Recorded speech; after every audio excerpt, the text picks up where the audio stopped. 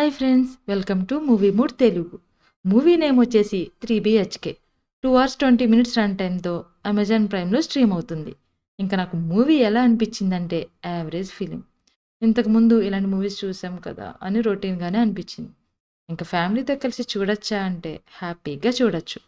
ఇంకా story లైన్‌కొస్తే hero Siddhartha తన తండ్రి అయిన శరత్ కుమార్ వాళ్ళ సొంత ఇంటి కల కోసం కుటుంబం అంతా కలిసి ప్లాన్ చేసుకొని డబ్బులు సేవ్ చేస్తూ ఉంటారు.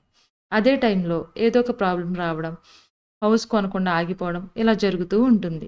అప్పుడు హీరో సిద్ధార్థ ఫైనాన్షియల్ ప్రాబ్లమ్స్ ఎలా ఫేస్ చేస్తాడు? ఉద్యోగం కోసం ఎన్ని స్ట్రగుల్స్ ఫేస్ చేస్తాడు? అసలు చివరికి వారి కల నెరవేరుతుందా లేదా అనేది మీరు మూవీలోనే చూడాలి. ఇంకా మూవీ ఇన్ డెప్త్‌గా ఎలా అనిపించిందంటే ఫస్ట్ అంతా స్లోగా అనిపించినా సెకండ్ హాఫ్ ఇంట్రెస్టింగ్‌గా నడుస్తుంది. ఇంక ఈ మూవీ అంతా అన్ని ప్రాబ్లమ్సే ఉంటాయి. నాకైతే బాబోయ్! ఏంట్రా బాబు ఈ ప్రాబ్లమ్స్ ఇన్ని కష్టాలా అని అనిపిచ్చింది. ఈ మూవీలో సిద్ధార్థ తన జాబ్ కోసం ఎన్ని ప్రయత్నాలు చేసినా ఫెయిల్ అవుతూనే ఉంటాడు. అలాంటి టైంలో తన తండ్రి ఇచ్చే ధైర్యంతో మళ్ళీ మళ్ళీ ప్రయత్నిస్తూనే ఉంటాడు. అలా సిద్ధార్థ తన తండ్రి శరత్ కుమార్ మధ్య ఎమోషనల్ సీన్స్ చాలా బాగా అనిపించాయి. ఈ మూవీలో కొన్ని ఎమోషనల్ సీన్స్ ఇంకొంచెం డెప్త్‌గా ఉంటే బాగుండేది అనిపిచ్చింది.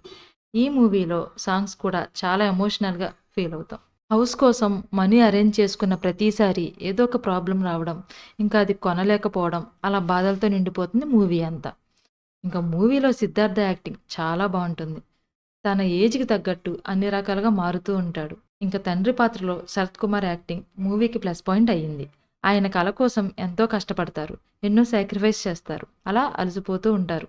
ఇలా మూవీ చివరి వరకు ఆయన పాత్రకు పర్ఫెక్ట్‌గా న్యాయం చేశారు అనిపిచ్చింది. ఇంకా మిగతా యాక్టర్స్ అంతా కూడా బానే యాక్ట్ చేశారు. ఇంక ఈ మూవీలో నాకు స్పెషల్‌గా ఏం అనిపించలేదు.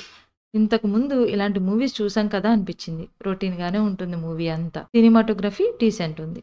బ్యాక్‌గ్రౌండ్ మ్యూజిక్ ఎమోషనల్ సీన్స్‌కి తగ్గట్టు బాగా కంపోజ్ చేశారు. ఇంకా హీరో, హీరోయిన్ మధ్య లవ్ సీన్స్ ఇంకొంచెం బెటర్‌గా రాస్తే బాగుండేది అనిపిచ్చింది. నా రేటింగ్ వచ్చేసి 2.5.